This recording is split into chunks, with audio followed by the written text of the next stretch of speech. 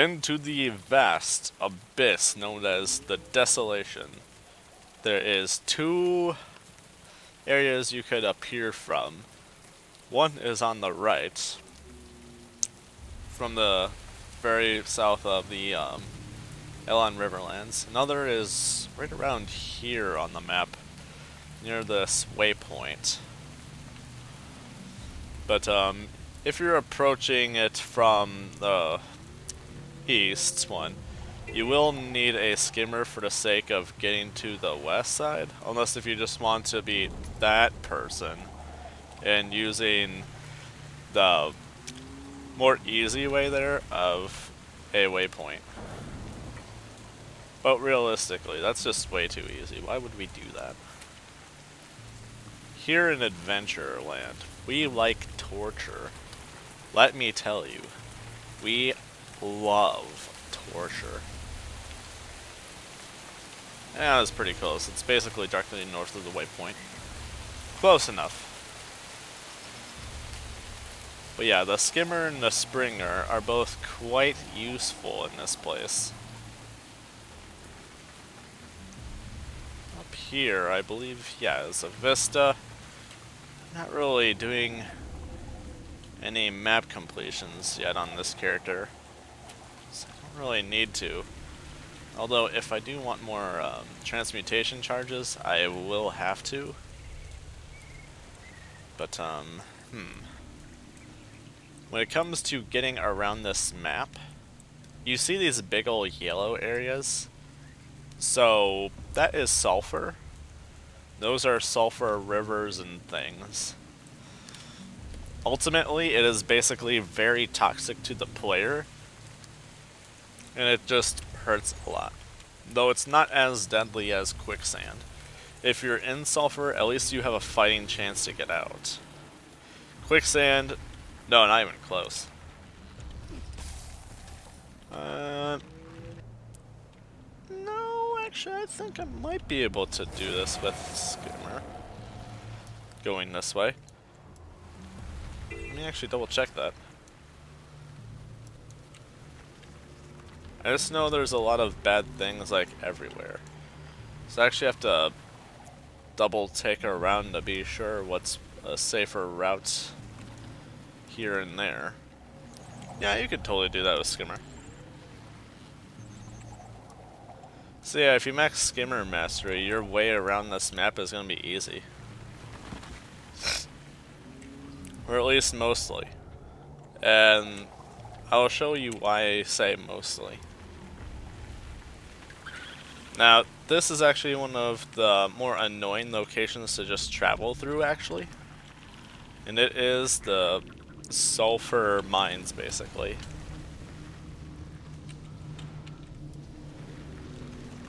Like, this was like a location just used for like some amounts of harvest to sulfur.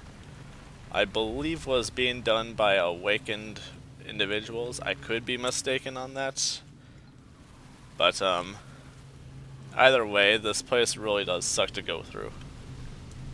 There's all kinds of bad things in here. Elementals, things corrupted by sulfur, like, harpies. Realistically, any place with harpies. And, Path of Fire expansion really sucks. So, yeah. Let's see, there's these sulfurous ooze. But seemingly, yeah, the Skinner Mount really is quite nice in this place. Now here's where it can actually kinda suck, but at the same time, with skimmer mounts, you can go over the sulfur, and it's not as a problem. And ultimately, that makes sulfur rivers like your safe haven for travel, actually, in this place. It's weird, but it is very amazing and effective. It's like, oh, all these enemies, let me just go into sulfur. Because I don't really feel like dealing with those right now. Now you're still gonna like come across like a few annoyances, but not as often or as bad. But yeah, just look at that river. It almost looks like someone just peed in it or something and expected you to cross it. Actually, I don't want to go that way. That way is pain. That way is a lot of pain. I mean, both ways are pain, but that way is particularly more pain. Because that is like Heart of Forged folk there. On this map, the most convenient travel mount, aside from the skimmer, would have to be the jackal, because you can just hit up chains upon chains of those little portals.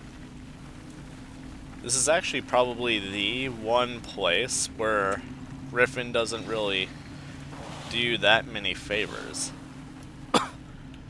I mean, there is a favor Griffin is good for, or two, in this location. But just straight up getting across the map, I wouldn't say is the favor of it.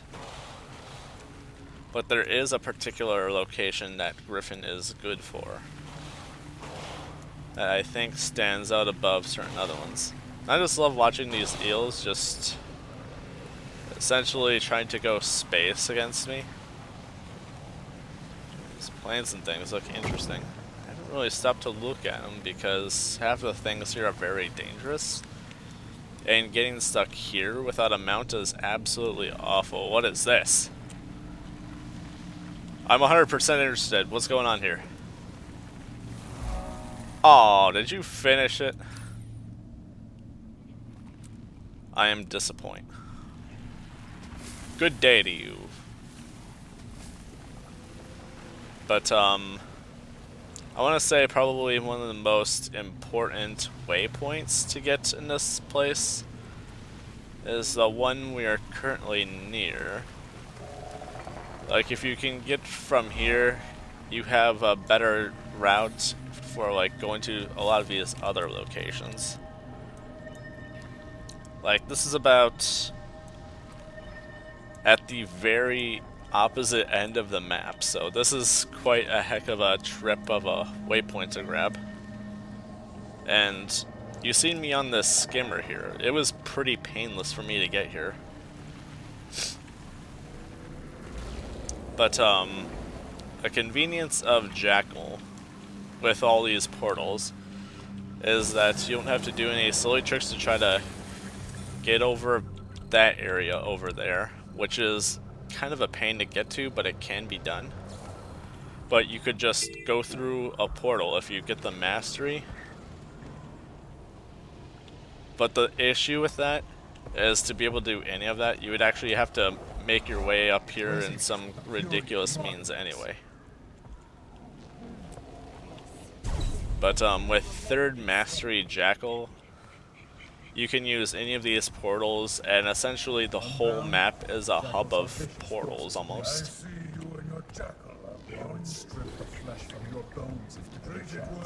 Yeah, just look at some of these random, well, this isn't a very good example, but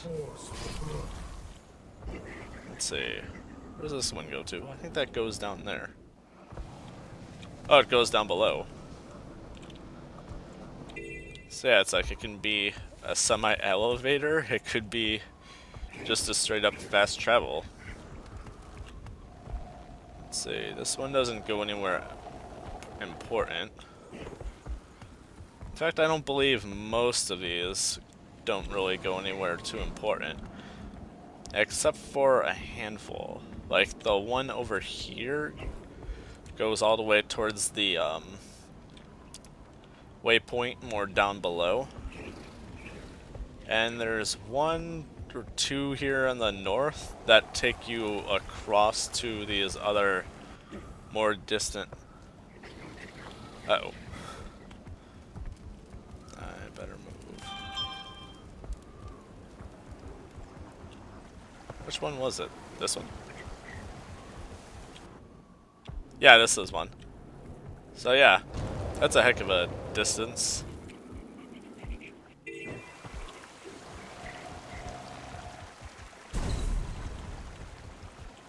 I accidentally stepped on a thing, but that's okay.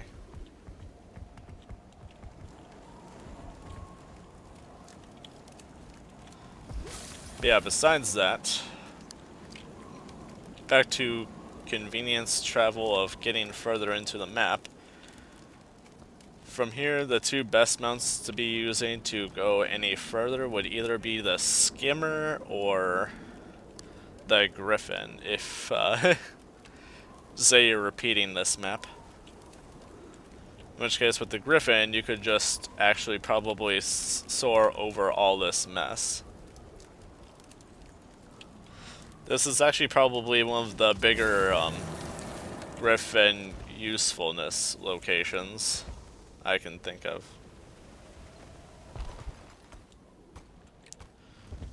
Like, once you're getting over to more of this side of the map, you're finding more areas that you want to just go over everything. Because down below is just so many enemies. Like, I haven't quite seen it where it's been so many enemies it lags, but it is quite a lot of enemies.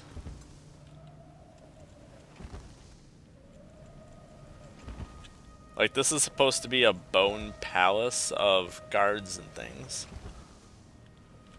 But, over this way is another waypoint, and the closest waypoint to the exit of this map, to the next area.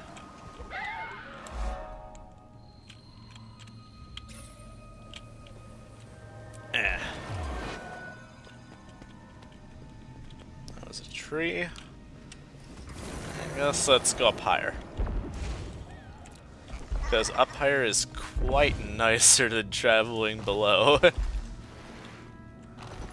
It is so bad down there. I can't tell you how many times I just get harassed by enemies like these, like that, forged,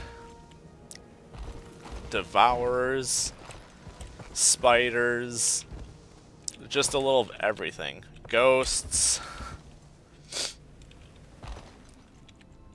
Like, most things on this map are just absolute jerks. Just straight up. Jacaranda. Now they particularly deserve to go to hell more than anything else on this map, in my opinion. And I'm pretty sure that's a correct opinion. Like, those things are almost as bad as pocket raptors. Like, pocket raptors, by my definition, are a sin. Like, if you make a game and include pocket raptors, you deserve to die and burn in hell for all eternity. They are just that mean of a thing. Okay, let's make it up here. And look, we're pretty up high and there's already a decent amount of bad things. I would describe it as being quite worse down below. I will describe that, or not really describe it, but actually show it in a bit. I just want to show a little bit more of like the map, because I haven't really been completing this map specifically on this character.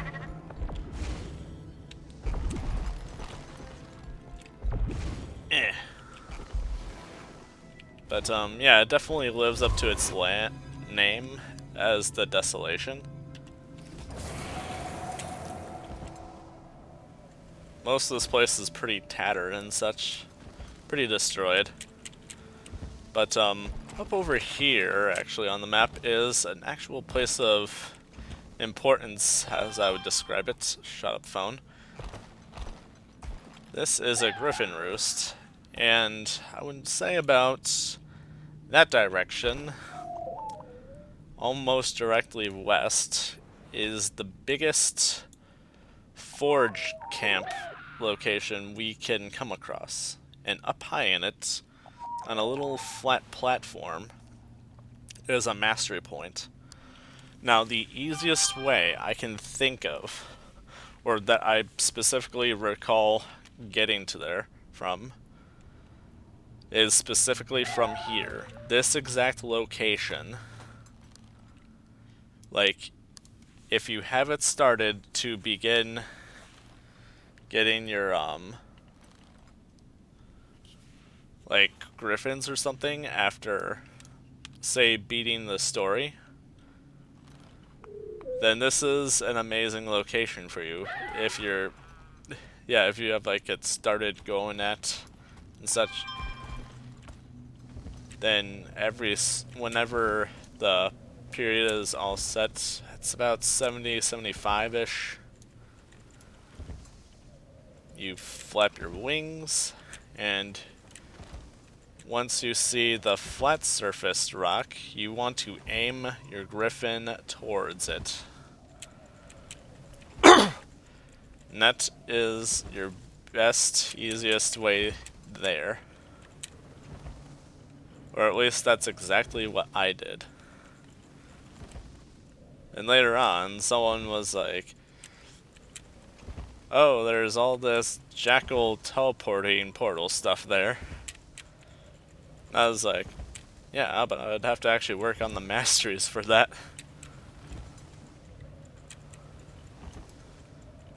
And this is literally just enough to make it there. That you could hit up this portal and reap the benefits.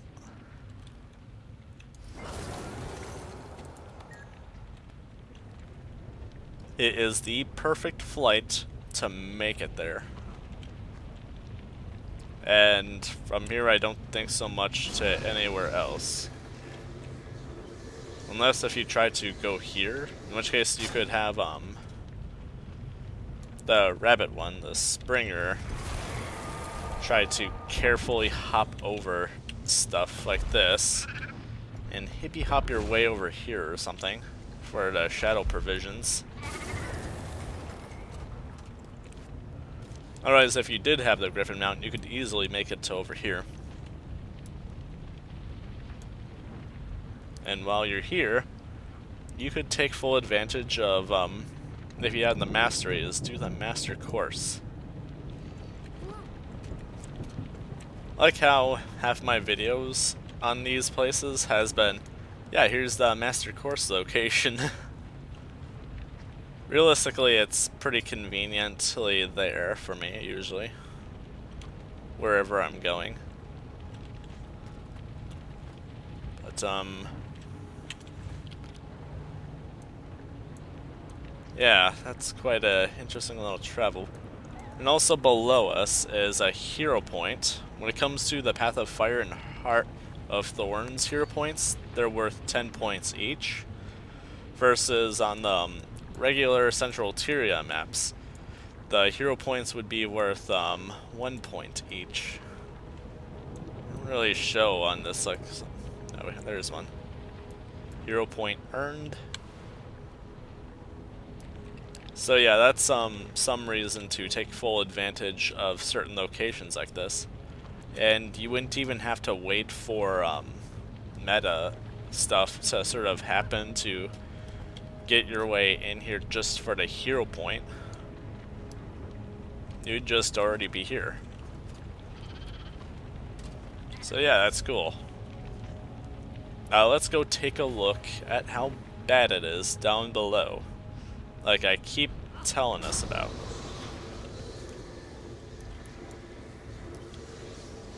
I'm a witch.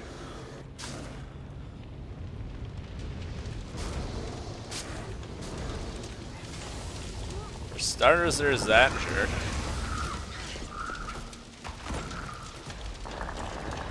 There's jerks literally everywhere.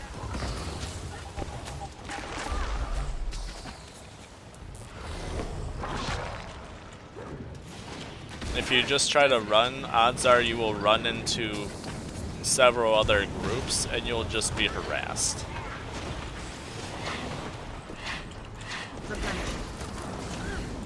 Ash Legion, fall in. Trying to buff myself. Just for the sake of keeping myself alive enough.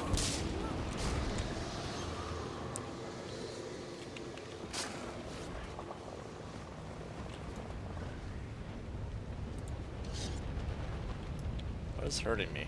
Oh, the sulfur.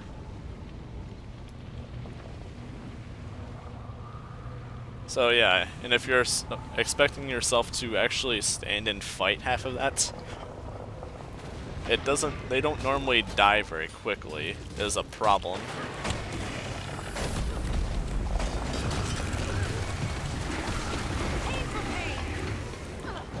And you're expecting yourself to try to outlast their attacks.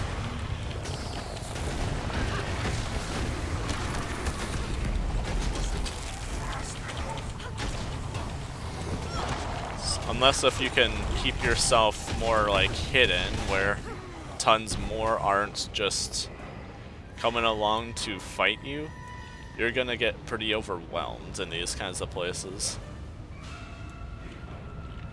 Which is why I try my best to actually avoid most of them.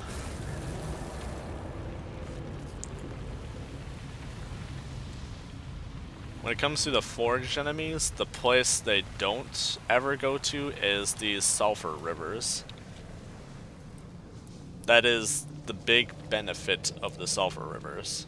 Otherwise, you could find a few awakened or the Janundu worms, but that's basically it, and that's not really a problem.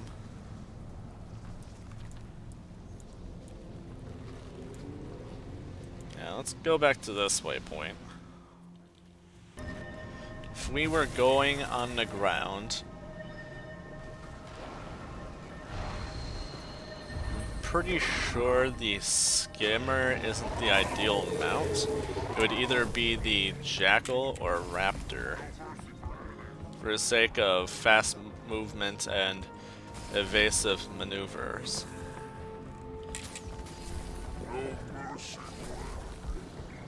And you want to be kind of preserving on your mount stamina, specific for evasion purposes, and you especially want to watch these little mines. If you step on a mine, your mount is done for in one go.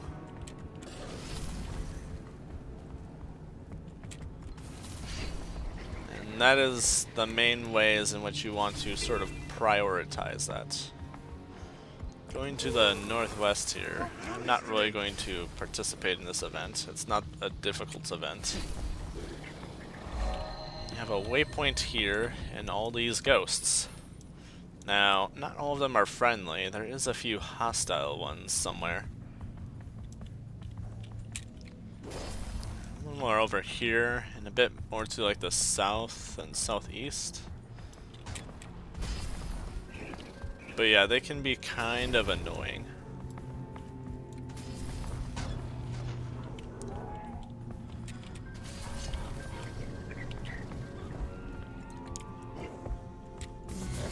Continuing north, we see other sorts of sulfur wasteland, but nothing as ridiculous. Like, it's still sulfur, but it's like, its own variation of it, where it's not quite as destructive. It's just enough to keep an eye out for, I would describe it.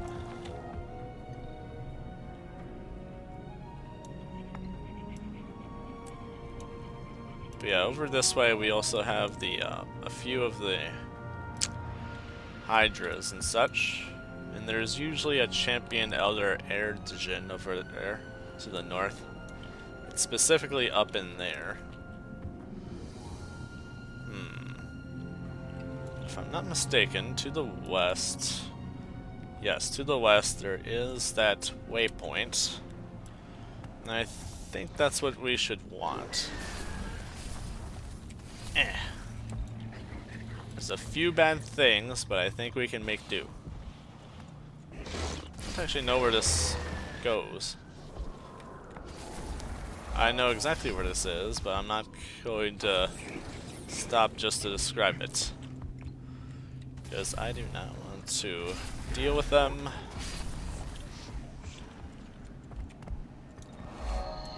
So yeah, that is definitely some merits to the jackal for sure to this map. Now, to the west, more or so in this direction is a Order of Shadows area. Let's see. From there, what we can do to get over there actually would either be easiest on a Jackal or on a Skimmer. The Skimmer should be fine, realistically. I'm just trying to think specifically what way we want to go to get there. Okay, looks like I'm on the right road. Yeah, the Awakened can be alright on these areas. It's just most other things can't. I don't recall this firewood event ever. I'll have to look into that one sometime to see if there's anything I should know about it. I'm sure there's probably a collection it goes to. Usually most random events have like a designated collection they have items for.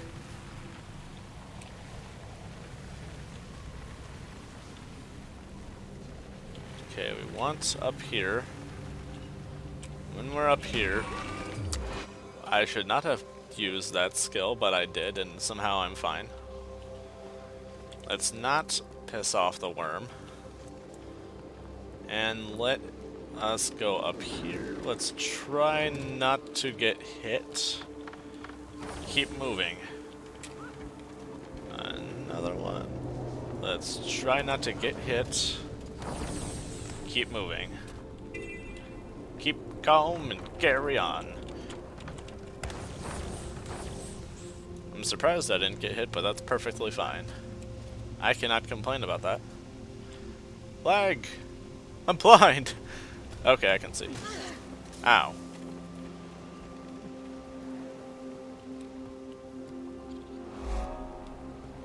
And nothing was lost at all.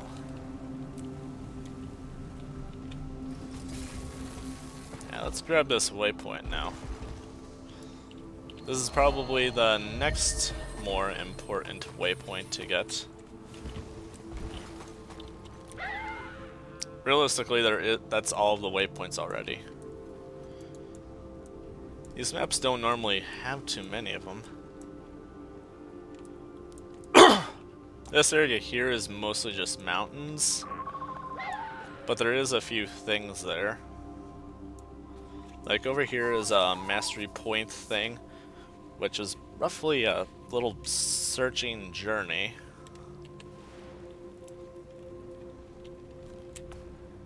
I guess let's kind of Springer for this.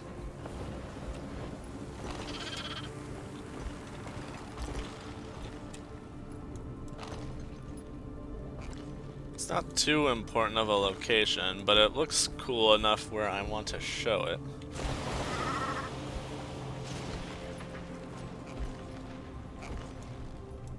Boing, boing, boing. Yeah.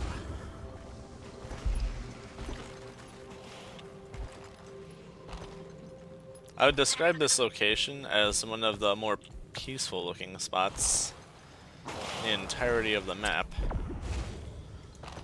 Aside from, you know, the rivers and that.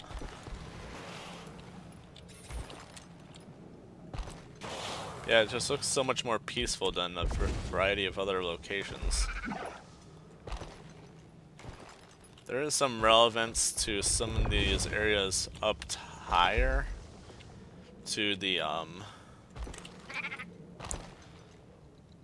stuff down there, as well as to the Griffin. But for the sake of this video, I'm not really going to go over too much about that, and I can't really show it in a raw manner of like example. Yeah, that is quite a lot more kind of showing to the map. See, over that way is basically just a big ol' cliff. Like a big old cliff transition from that side of the map to this side of the map, and it also has like a bunch of harpies. That's most of what that area is. This area, No, it's thinking of someplace else, apparently. I think this is mostly a bit of cliffside and a bit of, Awakened-based walkway right here, as well as like a palace for Awakened here. But it's not too much, and there is, a mastery point in that location that does take the third, Jackal mastery, but... yeah.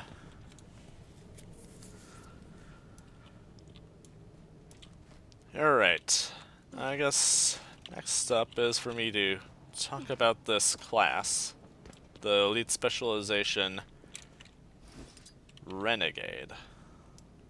Oh. This isn't actually the Renegade bow. This is actually a bow I got during the Halloween event. I just kind of liked it for its color. But something I like about the one skill is it has these little explosions that go on impacts, or if the projectiles just reach a certain range.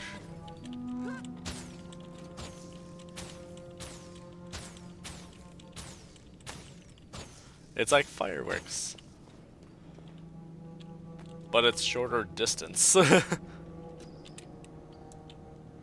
Second skill requires a target, and it basically barrages them from their blind spots with arrows. That's me trying to press the key for it. It just shows this up on my screen. See, the third skill looks like that. That's pretty self-explanatory, and it causes torment. 7 stacks of torment, more specifically. So that is cool. 8th skill is a big ol' AoE sort of thing.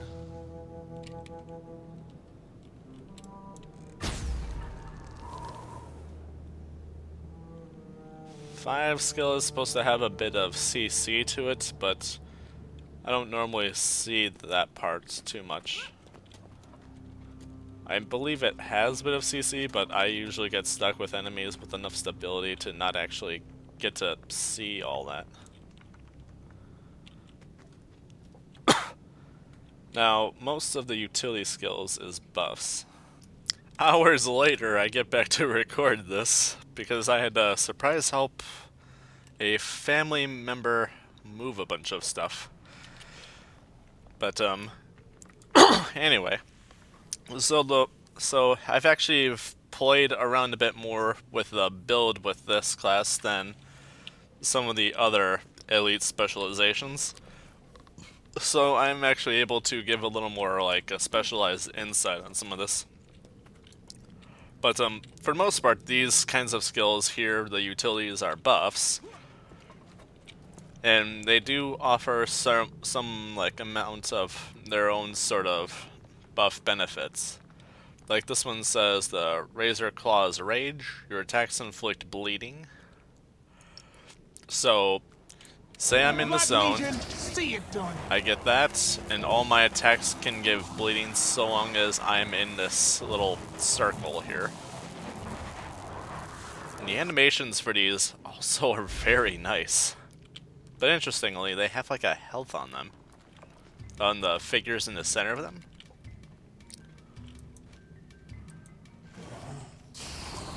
Now this one is actually an attacking one. It affects enemies who wander in there. Gives them vulnerability and cripple, damage. Really cool. Let's see. This one is a gives me stability. With that much stability, would be good when an enemy has like a revenant with a staffer or something, or a guardian with pole. Yeah, that could be quite useful. But some of my insight of this is that most of the build scenario affects the ferocity and condition damage in the building process. So let's just take a look at that.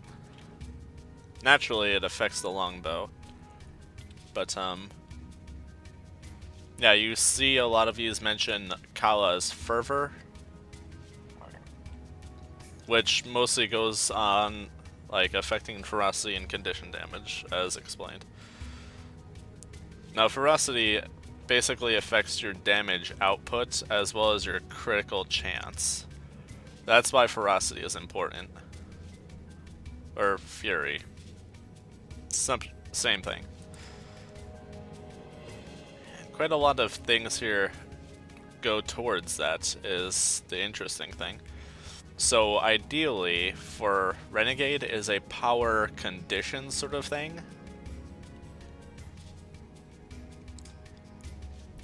So that's kind of how I decided. Ultimately, this character was going to be a bit of like a torment sort of build. A Condi build, realistically. Huh, I have not seen that up there before, above my head. So that's how I designed this character's combat scenario to work around. And in their alternative stance is the demon stance, because that's very Condi useful. And also has a lot of nasties to give enemies. So yeah. Locked in position. I guess let's talk about what these skills up here are. Now, the Herald had one button up here, just one. It was like probably like either right here or right there in position, but it was essentially another sort of sigil thing. Not sigil. Was it a sigil? I'm trying to think.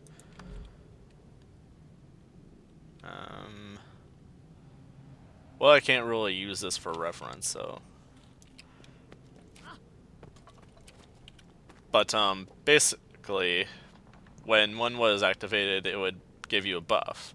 And it was likewise one right here at all times, whether you had the Herald stance, the Dragon stance equipped or not for the class. Similar case if you have the Renegade stance equipped, would these show? Like, these would show regardless, as long as you are Renegade spec'd. And with the spec, you have these three skills. This first one, refresh duration of your Kala's fervor. So I believe that means if you have the buff and if it's close to running out, then this would reset it to continue or something, or it would just refresh the buff in general from start. This one is just a straight up attack. Whoops. And look at that AoE field shape. Ordnance incoming.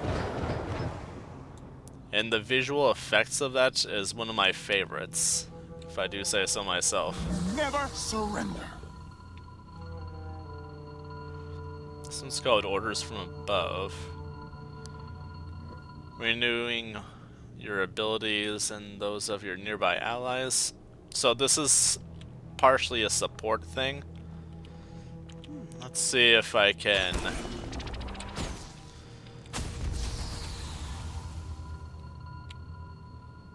sort of pin out what it actually is on about.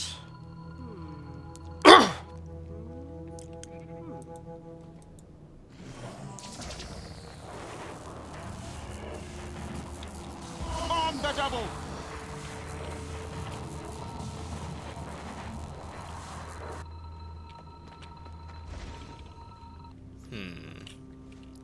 Trying to figure out specifically what that's about.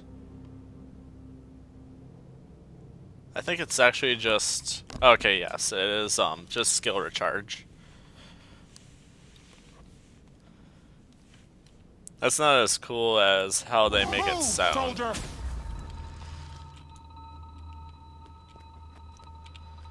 But at the very least, it is useful.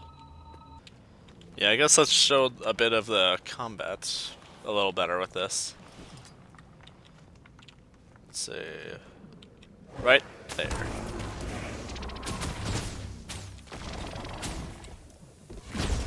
I feel good. So it knocks him down, not knocks him back. Very distinct difference. It's a stun, essentially. Or CC. Not really a stun. But at the very least, it'll keep him busy.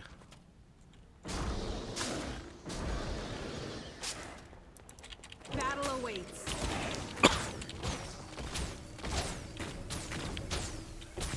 I could outrun a centaur.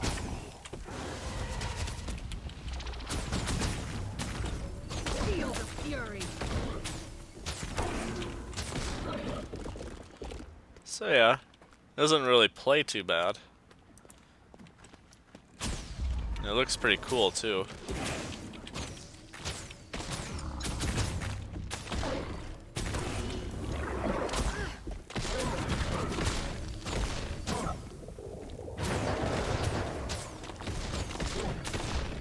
I could outrun a centaur.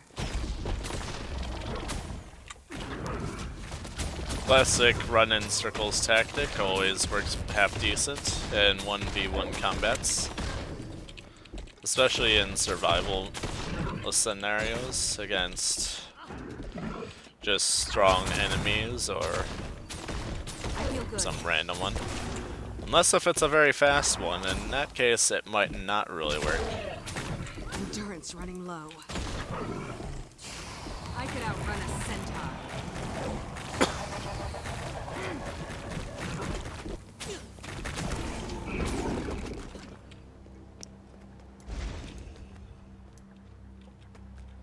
But personally I do prefer just using my own alternatives of weapon choices for just fighting a variety of enemies at once. Because these are a lot quicker to high effects of damage in their own right. And they provide notably more CC actually. Like this has a pull, this does chill and slow. Everything does torment, well actually this one does burning, but still.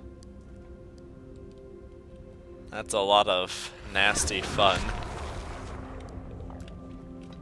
Also, if I run through that mace too, it actually makes me move faster.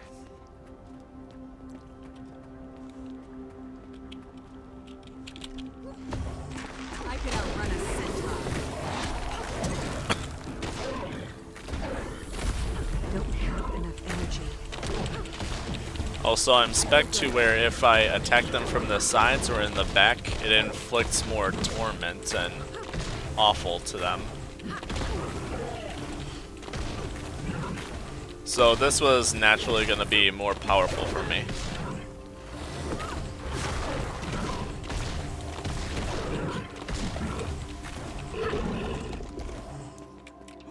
So yeah, lots of fun.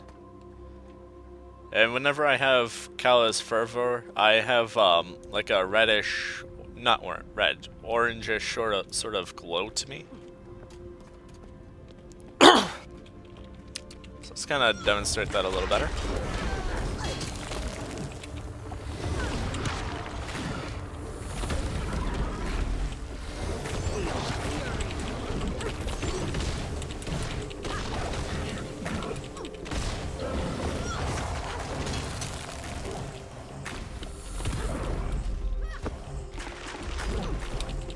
So yeah, I got that little red around my...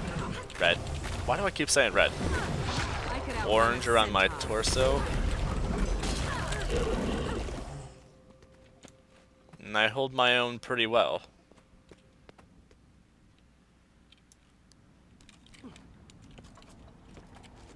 I would say it's actually quite enjoyable for a sort of balance of a class.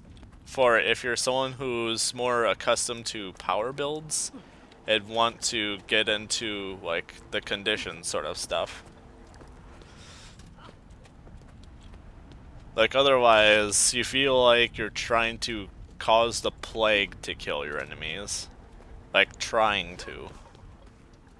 And it's just so subtle that it's just hard for me to personally get into. Which is why I'd actually recommend this as like someone trying to get into condition builds.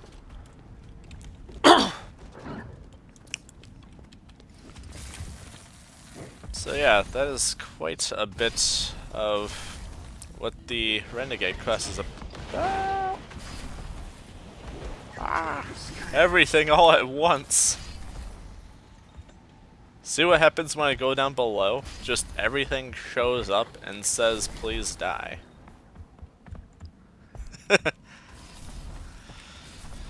It's ridiculous.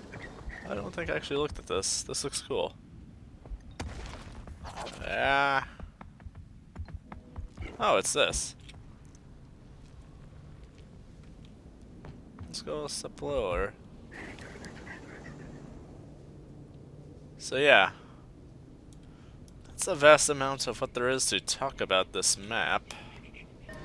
So part of how the story goes in this part of the map, you're more like renewed, refreshed after whatever madness all happens out in this area. And you're out seeking the methods of your resolve in this zone of like some big ol' crazy plan,